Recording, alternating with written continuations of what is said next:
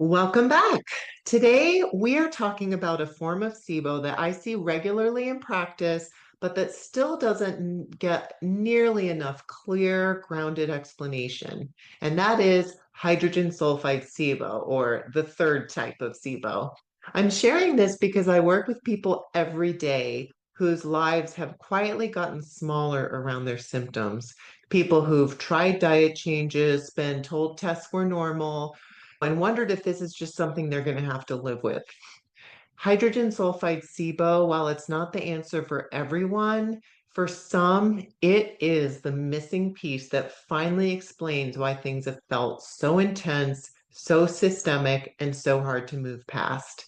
In this episode, I'm going to walk you through what makes hydrogen sulfide SIBO different, why diet alone can help but often doesn't resolve things when this pattern is present, and how we think about addressing it more fully, specifically how we address it here at Nutrition Resolution. And my hope is that as you listen, those of you out there who are dealing with this and don't know it yet, you'll feel a little less alone as some of these things resonate with you, and you'll start to see that what you've been experiencing has a real explanation and a real path forward. Let's start by talking about what hydrogen sulfide SIBO is. Hydrogen sulfide SIBO is a subtype of SIBO, which stands for small intestinal bacterial overgrowth.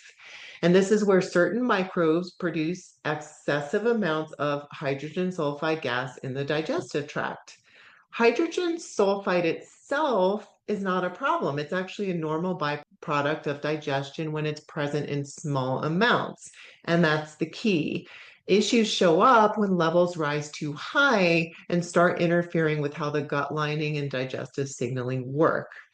Hydrogen sulfide gas is produced by a group of microbes called sulfur-producing bacteria. Most commonly, we're talking about desulfovibrio and sometimes bilophila.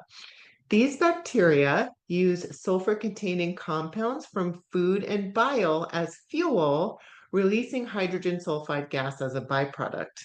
When this pattern develops, symptoms often fail to respond to strategies that are typically used for the other two types of SIBO, hydrogen and methane. So you may have a doctor that's treated you for SIBO, maybe via testing or empirically, and you haven't seen much of a benefit. Well, if hydrogen sulfide SIBO is present, that's because those treatments aren't necessarily targeting the disulfovibrio or sulfur-reducing bacteria that are present in hydrogen sulfide SIBO. And we're going to talk more about that a bit later. So even though we use the term hydrogen sulfide SIBO to describe overgrowth in the small intestine, sulfur-reducing bacteria don't only live in the small intestine. They can also be active further down in the digestive tract, like in the large intestine. And this is one reason why symptoms don't always follow a neat rule book. Rather than fitting cleanly into a diarrhea or constipation category, many people experience shifting or mixed patterns. You'll often see in the research hydrogen sulfide described as typically being associated with diarrhea. But in my experience working with this population, it's rarely that simple. Clinically, many practitioners who see a high volume of complex SIBO cases observe constipation or alternating patterns just as often. So one helpful way to make sense of this is by thinking about where the hydrogen sulfide activity or overgrowth is actually happening. And in general, activity higher in the digestive tract, like in the small intestine, may be more likely to trigger urgency or looser stools or that diarrhea type, whereas activity further downstream in the large intestine may be more likely to correlate with constipation. And so we don't want to just put someone in a box and say, oh, they have constipation, so they must be methane type of SIBO, or they don't have diarrhea, so they can't have hydrogen sulfide. We don't actually see it always turn out that way in practice. Hydrogen sulfide also behaves differently than hydrogen or methane gas once levels get too high. At elevated amounts, this gas can actually interfere with how the cells lining the gut produce energy and maintain their protective barrier, which can allow irritation and inflammation to spread even beyond the digestive tract. And in my experience working with clients who have hydrogen sulfide SIBO, that helps explain why people often describe just feeling toxic or systemically unwell. So people with hydrogen sulfide, for lack of a better word, they just seem to feel the sickest. They just are absolutely miserable.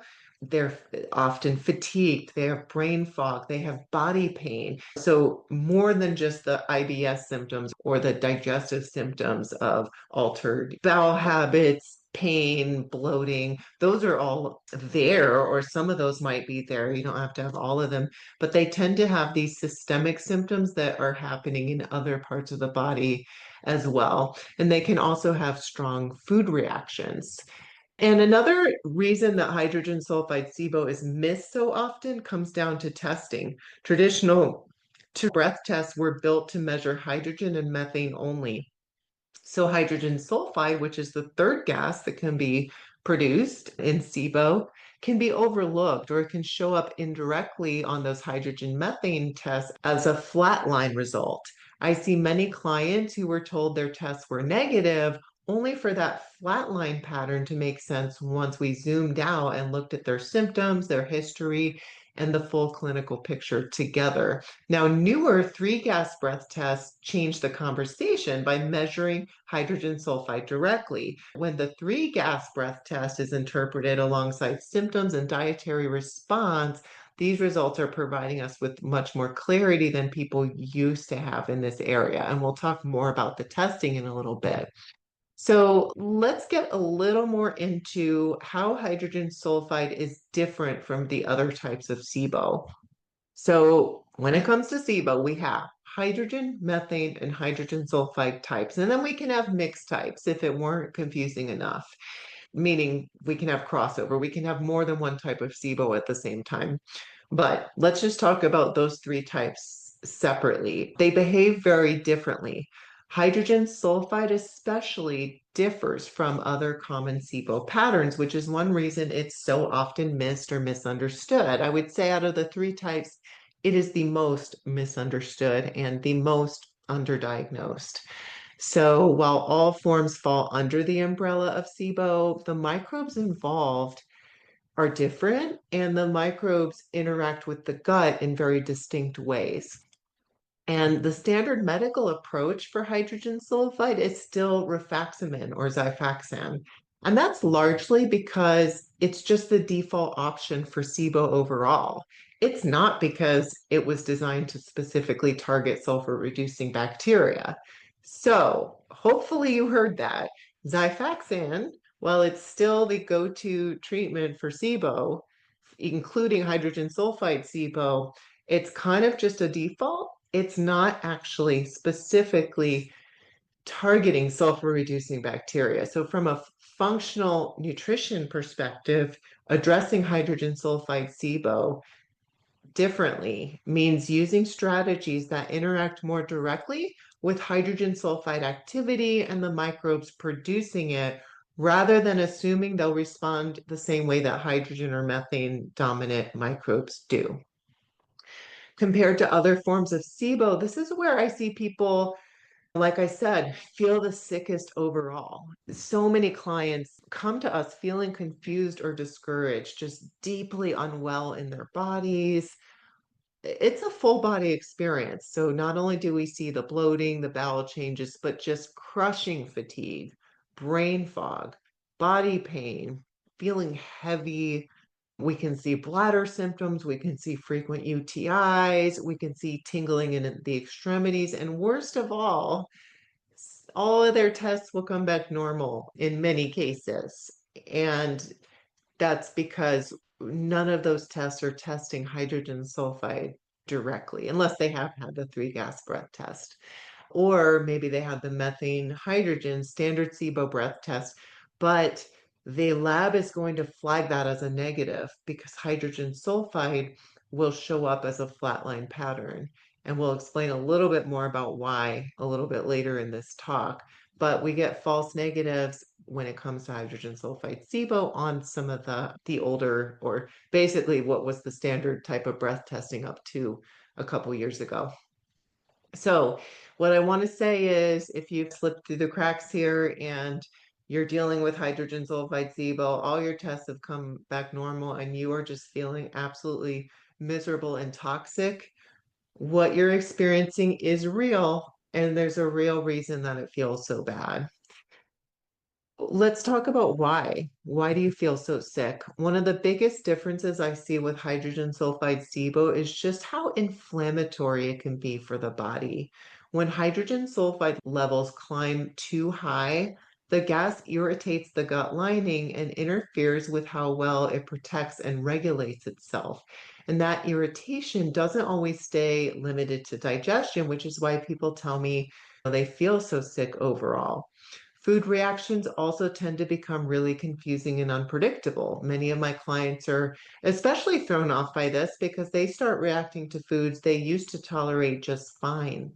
And this often means protein or sulfur-rich meals that maybe they've eaten before for years with no issue. So it can feel like there's no clear pattern of food reactions, and that constant guessing game just adds to the sense that the body feels fragile and on edge all the time.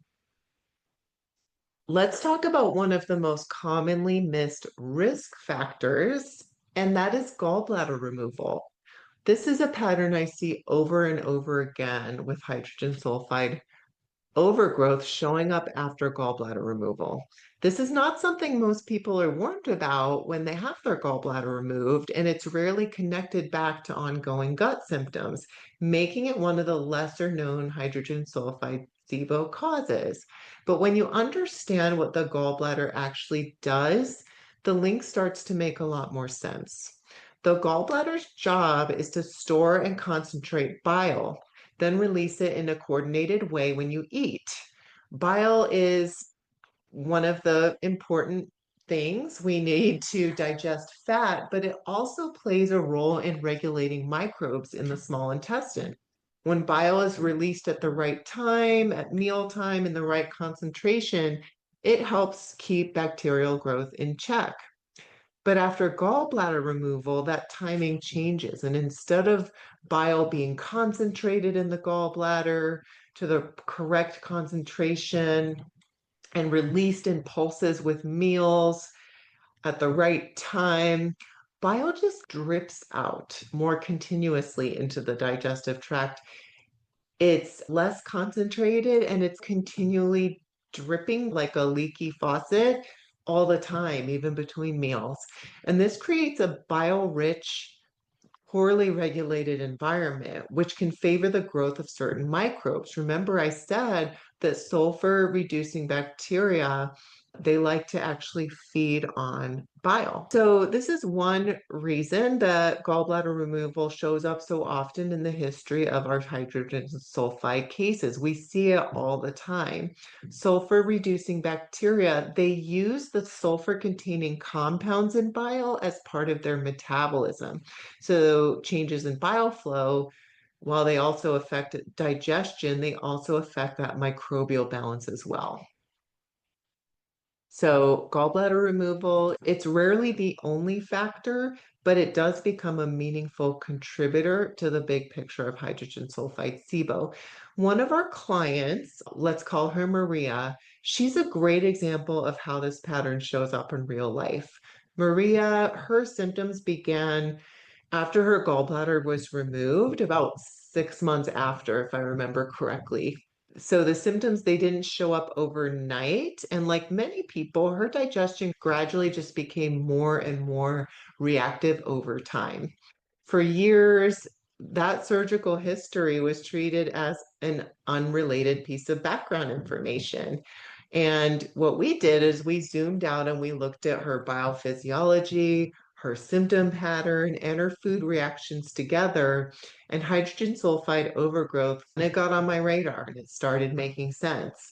Just so you know, we do see a wide range in timing with this. Some people notice digestive changes within months of gallbladder removal, while others feel mostly fine for years before symptoms slowly start to build up. So that delay is one reason the connection is so often missed. And when changes happen gradually, it's easy to assume that they're just unrelated, right? You might think, okay, well, my symptoms didn't start till way after I had my gallbladder removed, so it must not be related. But that's exactly what tends to happen because the shifts in the gut terrain, the shifts in the microbial terrain, they happen gradually over time. And what's frustrating is that this connection is often dismissed or never explained to patients. And many people are told their digestion will just adjust over time on its own after gallbladder removal, even as symptoms worsen or become more reactive. But when altered bile flow is considered as part of the picture, it often helps explain why the gut environment may have shifted and what kind of support is actually needed. And this is the exact type of pattern that gets missed when symptoms are viewed in isolation. But when we look at digestion, bile flow, microbial activity, and symptom timing, and we look at it all together, the path forward just becomes a lot more clear. And that's one of the reasons I care so deeply about looking at the full picture and really zooming out and looking at the whole person. So now I've mentioned that the different types of SIBO have different symptoms. And so let's talk about the hallmark unique symptoms of hydrogen sulfide SIBO. Now, one of the reasons hydrogen sulfide SIBO gets missed, aside from the testing nuance, is that symptoms can resemble IBS at first glance. So a lot of times people with hydrogen sulfide SIBO just get diagnosed as having IBS. But this type of SIBO rarely behaves simply or predictably. And many clients feel confused because their digestion doesn't neatly fit into that diarrhea or constipation box, as I mentioned earlier. And instead, the symptoms shift. Your bowel movements can cluster at specific times of the day, or you can feel highly sensitive to stress, sleep, and specific foods. Mornings are a big clue we hear about again and again. Clients will often describe multiple bowel movements close together earlier in the day, urgency after eating, or a knotted, unsettled stomach when they wake up. A common pattern is that the first bowel movement feels somewhat normal and then they unravel after that. And on its own, that might sound like IBS, but when it shows up alongside sulfur sensitivity and those systemic symptoms we talked about, it often points toward hydrogen sulfide involvement. Sulfur sensitivity is another pattern that often stands out in hydrogen sulfide SIBO. And it's not just that certain foods cause symptoms, it's which foods and how the body responds. So many people notice reactions to protein-rich meals or sulfur-containing foods. So sulfur-containing foods are things like cruciferous vegetables or allium vegetables. And these reactions can feel out of proportion to what they ate because you can be very, very sensitive. So in the case of allium vegetables, which are your onion and garlic, you can be very sensitive even to small amounts. Some people also notice foul smelling gas, hydrogen sulfide burps, or even what are sometimes described as sewage burps, which can be a particularly telling clue when they appear alongside the digestive distress and systemic symptoms. So what also stands out is that the symptoms go beyond the gut. So a lot of times people will feel fatigued, foggy, achy, or just unwell, just toxic, heavy, inflamed from the inside out. Like I said, these tend to be the sickest patients. So let's talk about the diet. And actually, for those of you who are interested in the diet for hydrogen sulfide, I do have a separate guide on the low sulfur diet that we're going to put in the show notes for you to download. And there we walk through what to eat, to help calm symptoms with this issue. So let's talk about what the diet entails now and how it helps. Because the diet can help, just like a lot of the things we talk about on this podcast. In this case as well, it's a means of symptom relief, but it's not a standalone treatment. Hydrogen sulfide SIBO, it's not like other forms of SIBO in the sense that it doesn't respond to the same dietary strategies either. So typical SIBO dietary strategies focus on reducing fermentation through either lower FODMAP, lower carbs, lower fiber, or lower sugar intake. And hydrogen sulfide SIBO does not follow that pattern. And that's because hydrogen sulfide production is not driven primarily by carbohydrate fermentation in the same way as the other SIBO patterns. A much more effective dietary approach for hydrogen sulfide is a low sulfur diet because it directly affects how hydrogen sulfide gas is generated in the gut. And interestingly, many people with hydrogen sulfide SIBO have already tried low FODMAP because they were believed to have IBS. They were recommended to try low FODMAP. So maybe they've already tried it or they're still following it when they come to us. And some do notice partial or temporary relief. And that's not surprising because the low FODMAP diet does remove onion and garlic, which are two major hydrogen sulfide triggers, and they're in so many different foods that you can eat them all day, every day. So a lot of people will notice some relief, but that relief plateaus and never really feels complete. And that's because the low FODMAP diet still allows many sulfur containing foods that can still continue to fuel hydrogen sulfide production. Things like certain cruciferous vegetables, eggs, foods with sulfites or additives, and higher protein meals are commonly allowed on low FODMAP, yet they can be very reactive for people with hydrogen sulfide overgrowth. In fact, many people end up eating more protein on the low FODMAP diet because so many carbohydrate foods are restricted. For someone with hydrogen sulfide SIBO, that shift alone can make symptoms feel worse rather than feeling better. So a person can be following the low FODMAP diet very closely and still feeling unwell. So one tip might be if you feel worse on low FODMAP, not better, that might be a clue that you have hydrogen sulfide SIBO. And so you could even look at the foods that you're eating more of than maybe you were before and see if those are the high sulfur foods. And maybe a light bulb will go off for you. So this is actually something we see quite often, and Beth's experience is a good example. And some of you might know who Beth is. She did record a podcast episode with us, but she's one of our previous clients. By the time she reached out to us, she had been living with digestive symptoms for so long that they had just become her baseline. She was just used to her stomach hurting every time she ate. She was having urgency that dictated her schedule. She knew where all the bathrooms were. Over the years, her diet had become increasingly restricted, far beyond low FODMAP, until she was living just on a very small list of safe foods. And even then, even on her quote, safe foods, she still was feeling awful.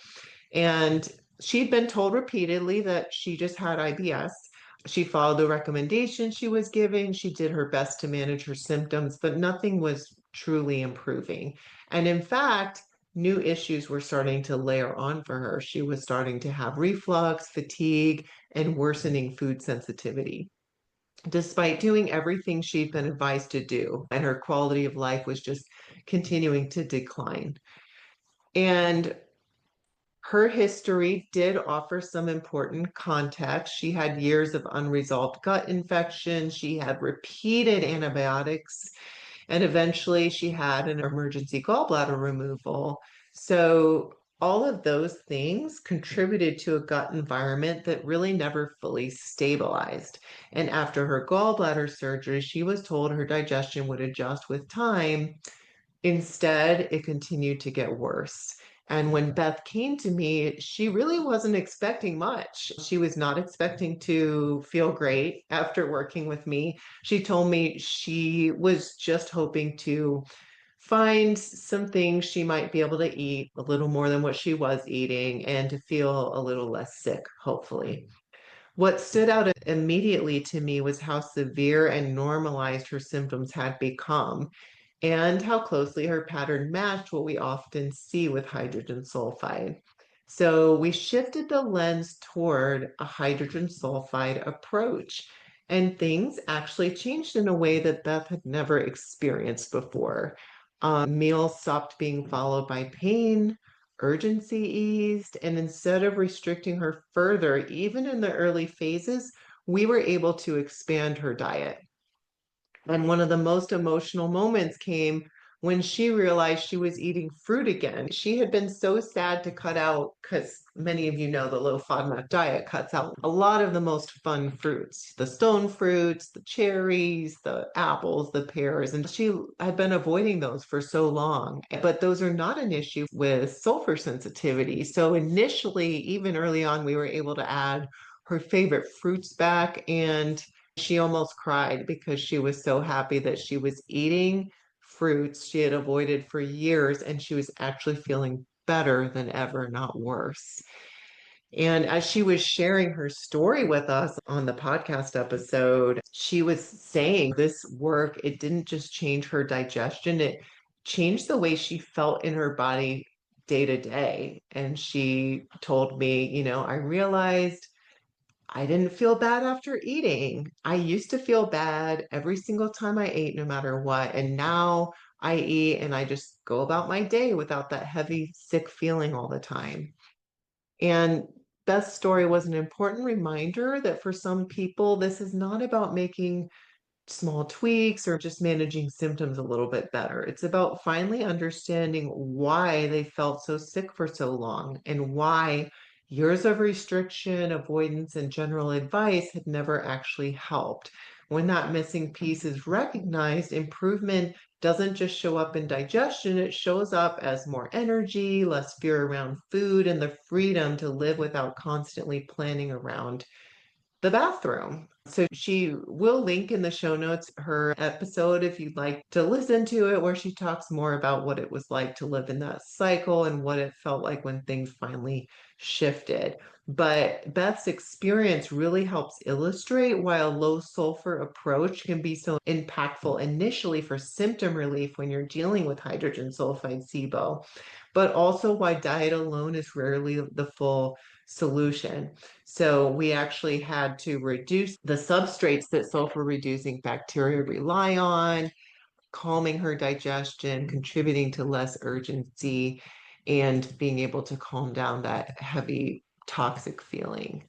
But if you would like a sneak peek at that diet, make sure to check out our 7-day low sulfur meal plan and comprehensive food list in the show notes. Now let's talk about Maria. Maria came to me after years of being told she had IBS, even though her symptoms never fully lined up with that explanation. Her digestive issues began after her gallbladder was removed, and over time, her gut became increasingly reactive and predictable. Now, I started to tell you a little bit about her earlier, so we're going to get a little bit more into her story now.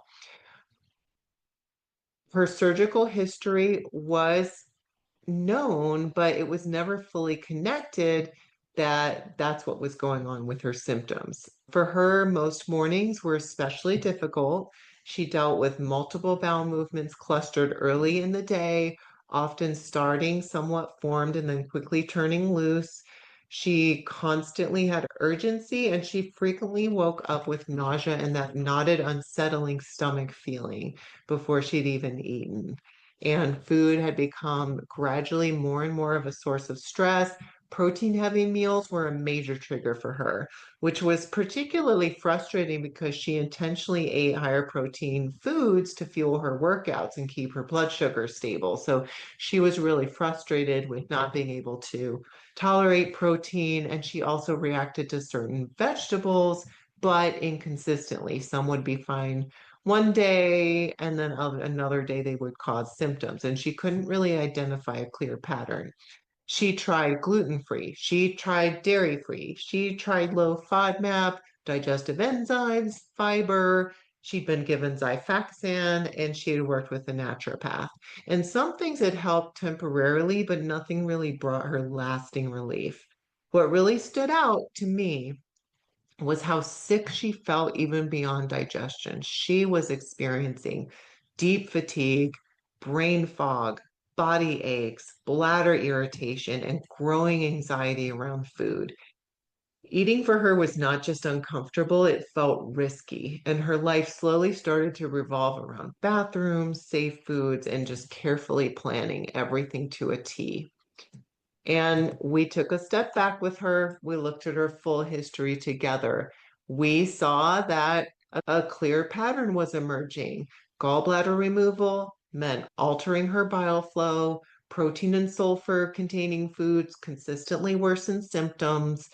And the way she went, she was feeling went far beyond just bloating. So we ran a lactulose breath test and we saw a flatline pattern. And that's something we commonly see in hydrogen sulfide cases when interpreted alongside the full clinical picture. So at that point, we shifted our focus away from generic IBS strategies and toward addressing hydrogen sulfide more directly. We started with a low sulfur approach in her diet. We adjusted the protein carefully to find the right amount that she could tolerate. And so we kind of started with a moderate level, and then we had to taper it down a little to the point where she got the most symptom relief. At the same time, we worked on supporting her digestion, her biophysiology, her gut-brain connection, and addressing the hydrogen sulfide overgrowth in a targeted and functional way. And things began to improve for her. Morning urgency eased, nausea improved, stools became more predictable, and eating stopped feeling like something she had to brace herself for. So over time, she was able to expand her diet and tolerate foods that she had avoided for years. So her story was not a quick fix. It was not a single intervention. It was really just about, taking a step back, looking at her symptoms, not trying to force her into an IBS box, and looking at the full picture. And for people with hydrogen sulfide SIBO, that shift can change everything. Now let's talk about why conventional SIBO approaches often miss hydrogen sulfide SIBO. Now, hydrogen sulfide SIBO is being detected more and more often now than it was a few years ago. And that's because 3-gas testing is now available. And so that includes direct measurement of hydrogen sulfide rather than relying only on the standard hydrogen or hydrogen methane breath tests where we had to interpret the flatline presentation. So most gastroenterologists now are able to identify the hydrogen sulfide subtype a lot more clearly. And in that sense, awareness and diagnosis are improving. Where many people still get stuck is what happens next. Even when hydrogen sulfide overgrowth is identified, the approach to addressing it often looks very similar to how other types of SIBO are handled. Rifaximin remains the most common first-line option, largely because it's well studied in SIBO more broadly and widely used, not because it's been shown to specifically target sulfur-reducing bacteria. So as a result, some people see partial improvement while others see very little change at all. Another gap is that conventional GI care doesn't yet routinely evaluate the gut microbiome in a detailed or functional way. While this is an evolving area and awareness is growing, in general, patterns related to microbial balance, sulfur metabolism, and gas production are not always addressed directly in clinical care. Many of you know this because you've experienced it. The focus often remains on managing symptoms rather than identifying and supporting the specific microbial and physiological drivers involved. So another thing is that symptom improvement can be misleading in hydrogen sulfide cases. People may start to feel better before the overgrowth is fully resolved, especially if diet changes reduce gas production temporarily. And without addressing factors like small intestinal motility, bile flow, and the underlying environment that allowed the overgrowth to develop, symptoms often just come right back, sometimes right away, sometimes months later. So this is not about being hard on conventional care or saying that it's wrong.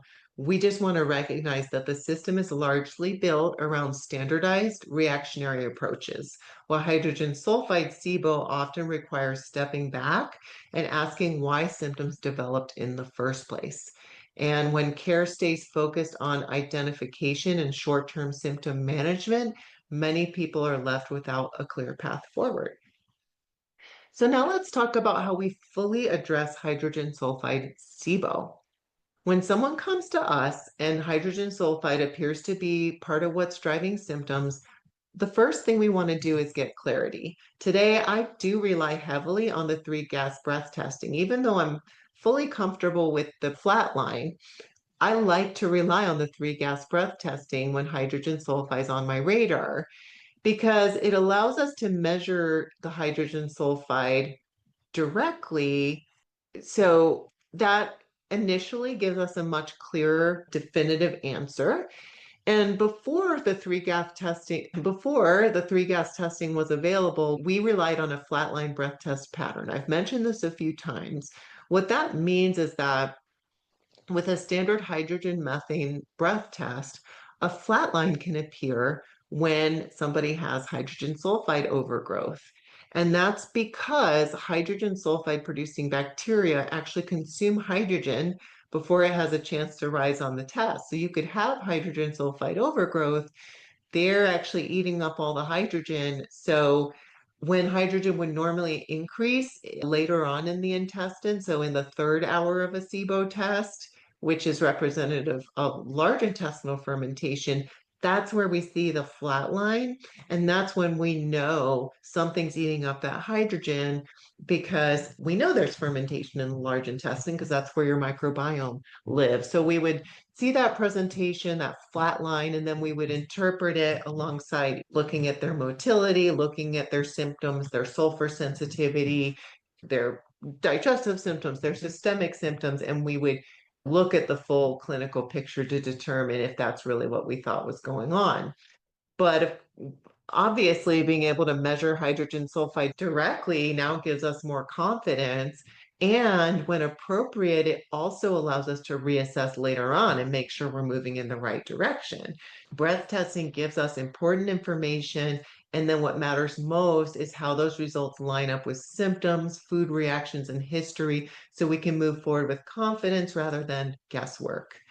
Now, breath testing still isn't the full picture in some cases, especially when we're trying to understand what might be happening beyond the small intestine. We may also incorporate comprehensive functional stool testing as part of a broader assessment. So we're not using that ever to diagnose anything, but sometimes we can get even more confirmational information. So we might see, for example, in the stool test, we might see elevations of organisms like the disulfur vibrio or other sulfur-related patterns that can just help reinforce that what we're looking at is moving us in the right direction when we're interpreting that full clinical picture.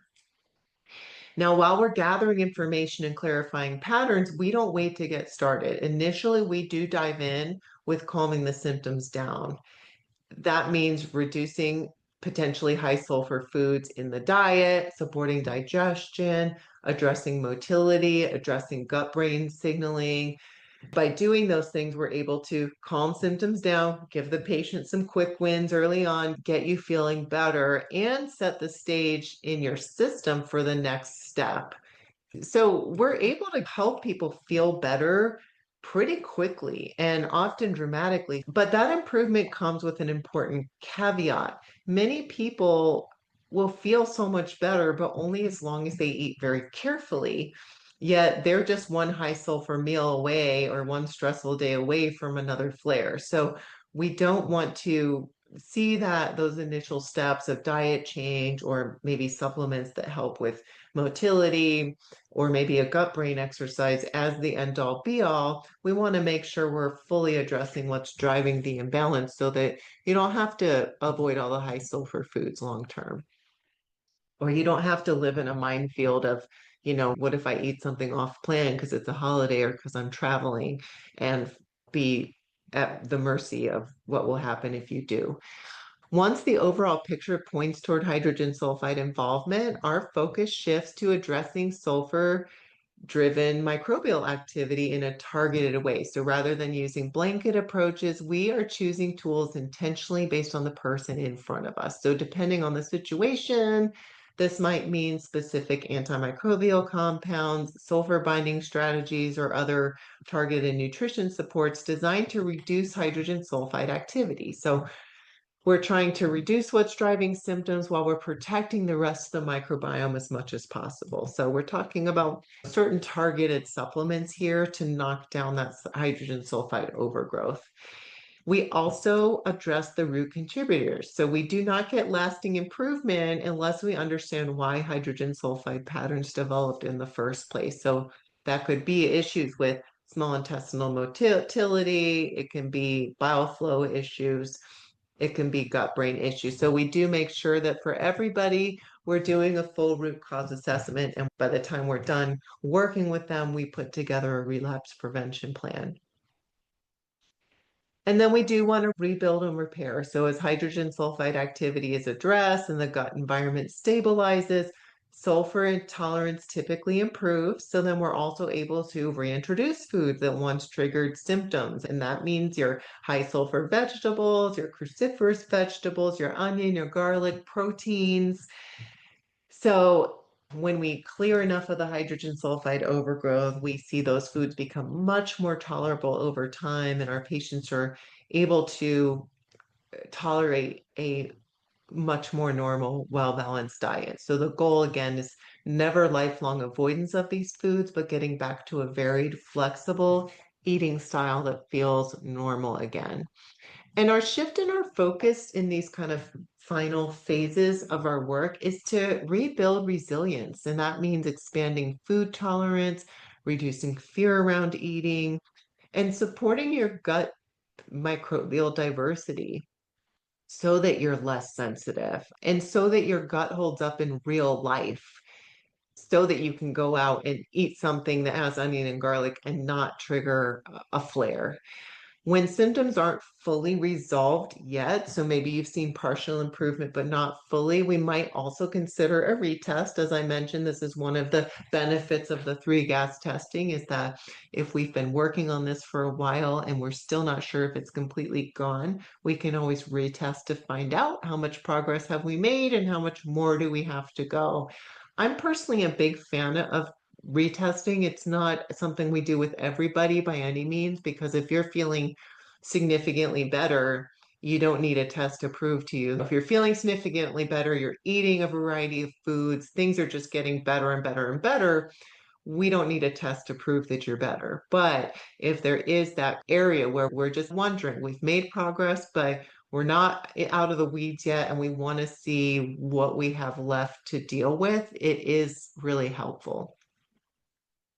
And in our experience, true progress usually looks like about 80 to 90% symptom improvement, meaning with eating a normal diet. So I don't mean, I mean, we can get 80 to 90% symptom improvement just by making diet changes initially. But as I mentioned, that's where you're stuck. Then you're a slave to that diet. And if you veer from it, you are at risk for triggering symptoms. So success to us looks like 80 to 90% symptom improvement, food tolerance being noticeably broader, and day-to-day life no longer revolving around digestion. And when someone reaches that point and things feel stable, the focus shifts away from managing symptoms and just toward normal life again.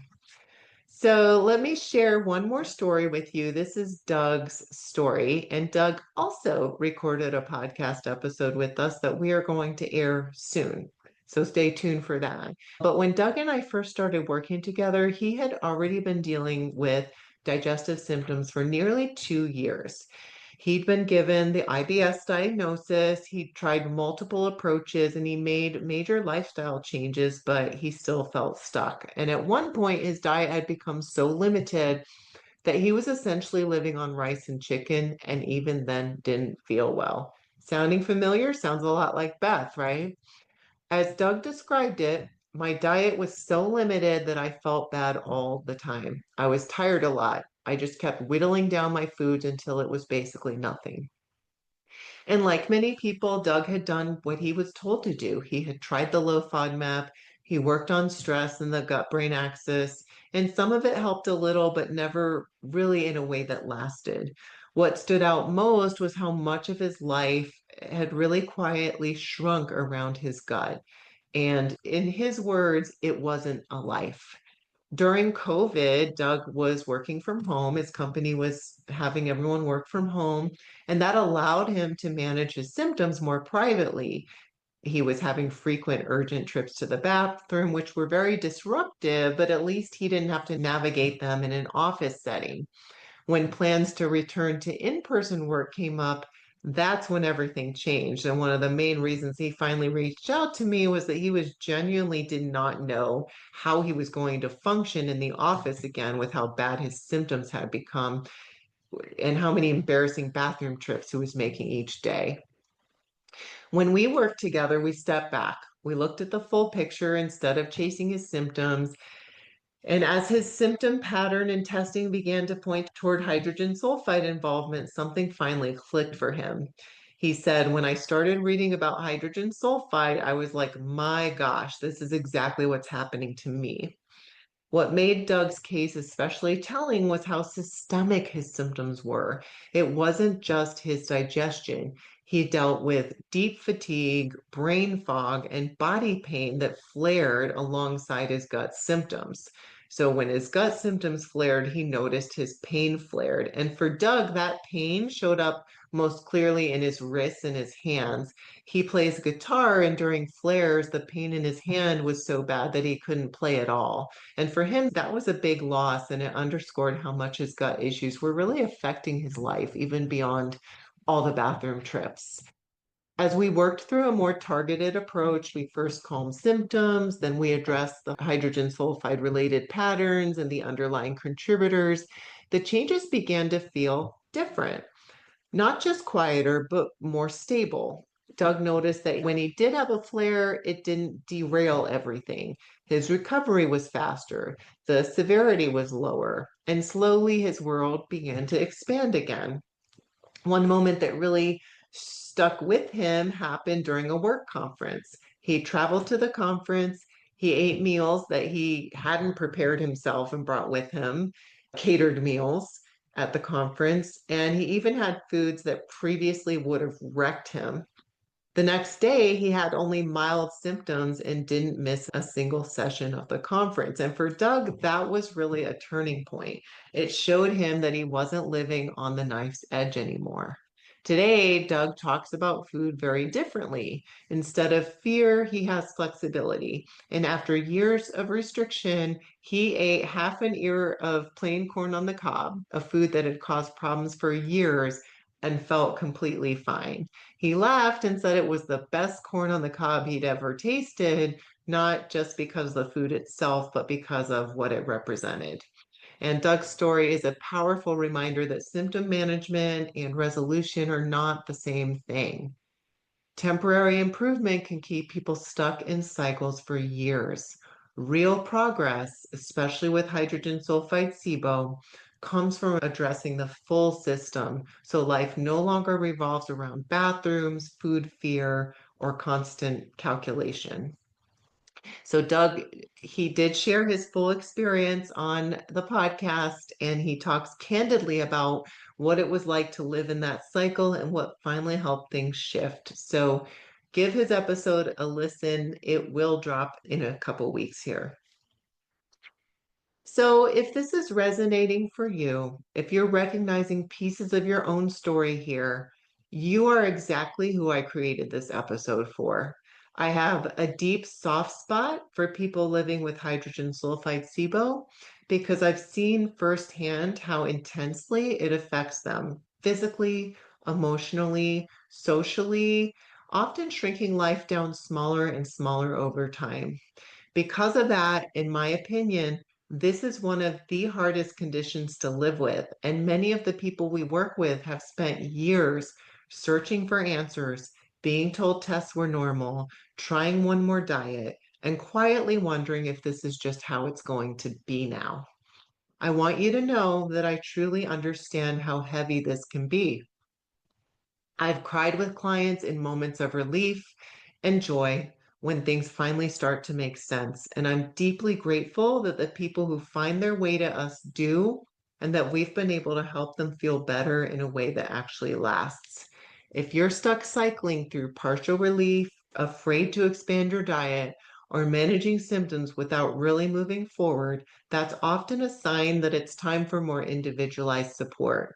Not more restriction, not more guesswork, just someone to help you look at the full picture and talk through what's going on. Right. We have an article about it too, which we're going to link to the show notes. But I'm recording this episode because I know how hard it is to find clear, grounded information about hydrogen sulfide SIBO and how isolating it can feel when you're suffering and can't find real help. I see people with this condition fall through the cracks over and over again. And I didn't want that silence to be the loudest thing out there anymore. So, in many ways, this episode is me putting this information out there, hoping that the people who are struggling the most will hear it and realize they're not alone and that there is help out there. So, if this resonated with you and you'd like to talk through what this might look like for you, you can schedule a 15-minute free call with me. That's a conversation where we walk through what's going on. We decide whether working together on this makes sense and outline a plan of what working together would look like. And whether we end up working together or not, my hope is that this information helps you feel less alone and reminds you that there is a path forward.